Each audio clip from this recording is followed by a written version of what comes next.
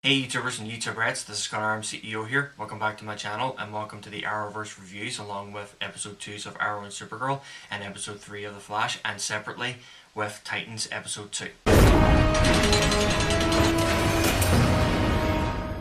Now, to be honest, with Arrow season 7 episode 2, I thought that was pretty intense because, I mean, after what happened with the first episode, he sent him straight to the hole because he wanted to send a message to Vinny and Cody. What happens if you mess with William and Felicity, and sending a big guy to attack him in the shower, saying Ramirez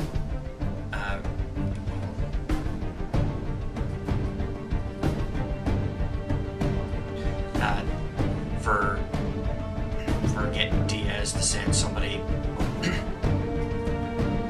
to send Diaz to kill Felicity and William, but at least Felicity had the upper hand by taking him down.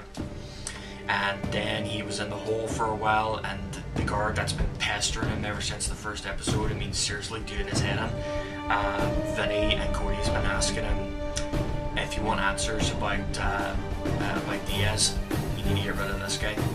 And every chance he gets, he has to find dirty intel on him, but actually he's a decent, hard-working guy that's providing for his wife and kid.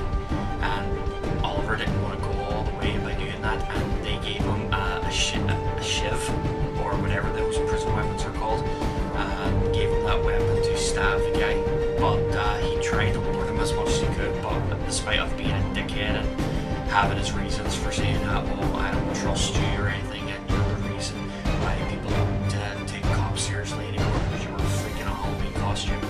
And both Felicity and the rest of Team Arrow were provided a plan to figure out where to find Diaz and whatever they're up to. And it turns out the longbow hunters, they're not rumored, they're real. They got their hands on this particular battery that's able to power up a weapon, and Felicity did everything that she could to find them, but ended up jeopardizing an Argus mission. And just as soon as they were on the train where they were stocking weapons, and obviously where the longbow hunters were going to be, Felicity did everything she could to abide by John Dale's rules, but as soon as she heard that Diaz was on the train, she froze. And then I was a bit annoyed about it too, because I thought it was close timing that Diaz was finally going to get caught and Oliver was going to be released. But then Felicity didn't want him to get away, and then Curtis thought it was a good idea to get in her way and to release 2 trains, but at least Diaz didn't get their hands on the batteries, and he's getting more pissed off than ever. And then Felicity decided, you know what, I'm going to find someone who's actually able to help me to take down Diaz.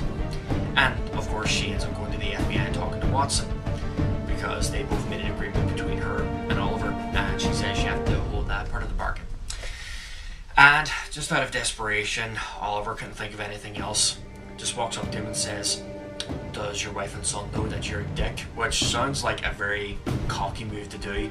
And then while he was about to take down his riot baton, he made it look like he stabbed him with a shiv, and then he started acting like, oh, he stabbed me, and then he was impressed. And it turns out that William in that flash forward or flashback or whatever you call it, turns out he actually is gay. Which, of course, there's nothing wrong with that. And apparently there's a huge reason why he was sent to the AMU in the first place, and we still need to figure out what the hell Roy is doing there. And there was a message hidden inside the bow, and he lit up the message, and by the looks of things, I don't think he wants William to be part of whatever he's doing. And a subscriber did send me a message saying that this could not be William, but I'm not going to take my chances yet. I do accept his comments and all, and but my gut is still telling me that it is like William or something, or maybe somebody else, but you never know until we figure it out.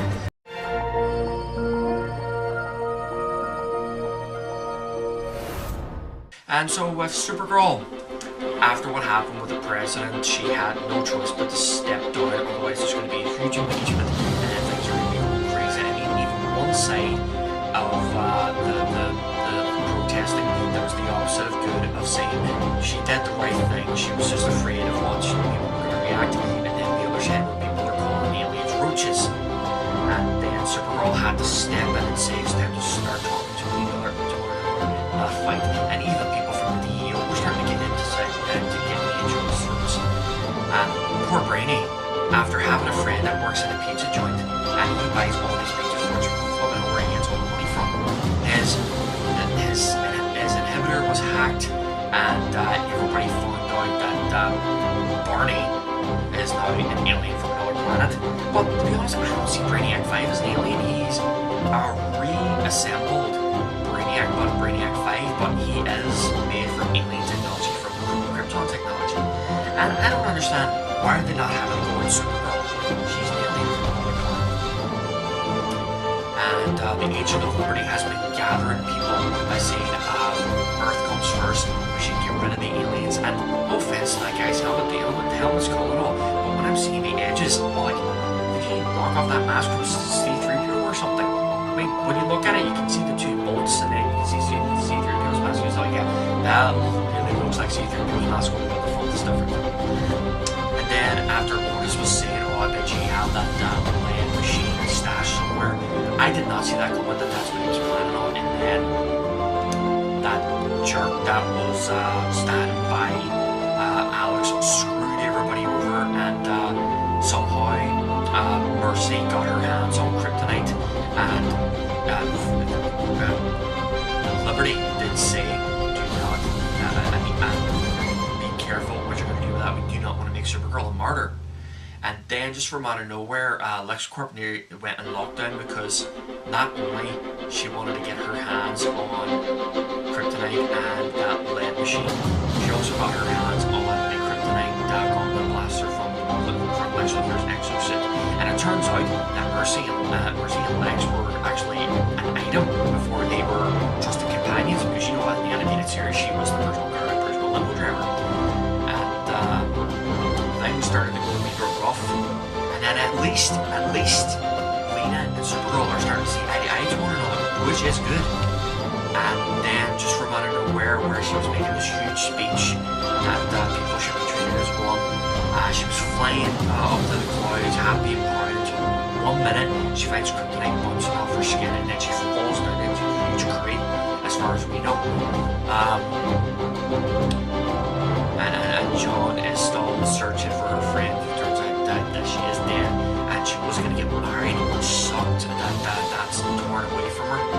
And the girl who joined Kako, she actually opened up that she's a transgender woman, and she stood up for Brainy, which I hope something's going to happen between those two, because by the sounds of Brainy, she sees that she's familiar or something, and there's starting to be chemistry between them, which is great. And then there was another alien that working in Kako, which I did not see coming, that put chips and rocks into a coffee mug, which he told her friend out of confidence, and then turned it into a bloody joke, which I did not find cool at all.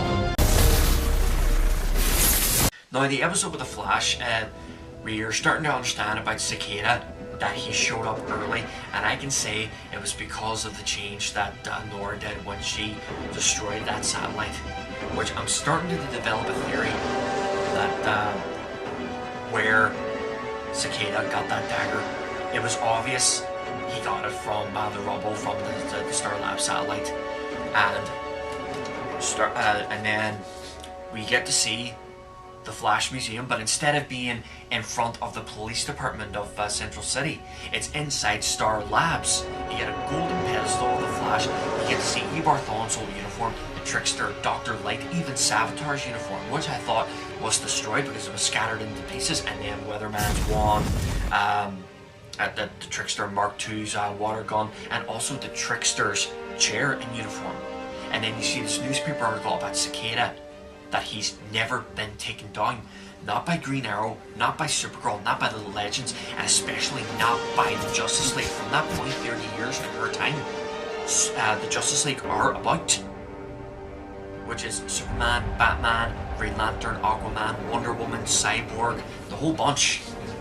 And then they got to the House of Wells and talked to one of the guys that likes Cisco and all, and then just as soon as he saw the Family Flash, he turned into a flippin' fanboy and saying, "Oh, I love the Flash, and you swoop, classic beauty." And I couldn't stop laughing, and it was all like, "Oh, dude, this guy is completely making a liar out of Cisco."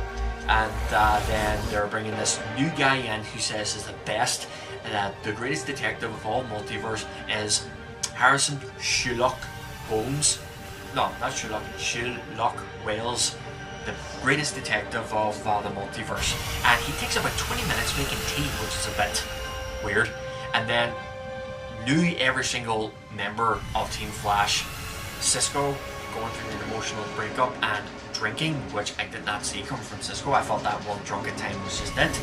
And then Iris had a secret tattoo that was on her shoulder that she had removed. 10 to 1, it was her first boyfriend. It was her first boyfriend from the first season. Yeah. Then things started to get a little bit edgy, and David Hirsch, in all the multiverses, he was known as Cicada, but what Nora did, it caused a change, which explains why she was here early. And Cecile's powers are seemed to be turning on and off because she saw that that Joe was in danger, because Cicada came to the house and asked where Vibe is. Because I thought at first there's something important about Vibe, only but he's a metahuman and Cicada wants to take him down. And then I thought that was the end of Cisco when the explosion happened, but like Barry told Nora, you need to change your pace, take your time and realize what you're doing. He grabbed one of those lights from one of the pipelines, and then also uses it as a distraction to make it look like they've blown up, but it does an explosion impact. So with Nora's speed, she used the breaching device that Cisco made for Supergirl, and caused them to separate away from the blast and then stay away for a bit until he was able to come back. And now everybody knows that Vibe is dead, and I don't know what are we going to do. Is this the last time where we're going to see Cisco? And it turns out Cicada has a daughter that's comatose in the hospital, and I'm starting to develop a theory why he's attacking and killing these metahumans, and why the stagger draws energy not only as a shrapnel from the satellite, it also dampens powers but drains energy. But I think that shrapnel pierced through his chest, and that's what given him his powers. And I think he's gathered all this energy into that dagger so he can use it to bring his daughter back, waking her up. And he doesn't care if he lives or dies as long as she wakes up. That's my theory. That's what I'm thinking. So I hope you enjoyed my reviews of episode 2s of Supergirl and Arrow and episode 3 of The Flash. I give them all 10 out of 10, my personal, because I do enjoy all the episodes so far, and I haven't been disappointed yet. So please stay tuned for my Titans review. So until then, YouTubers and YouTuberettes, I'm ConorArmCEO. Thank you, and over and out.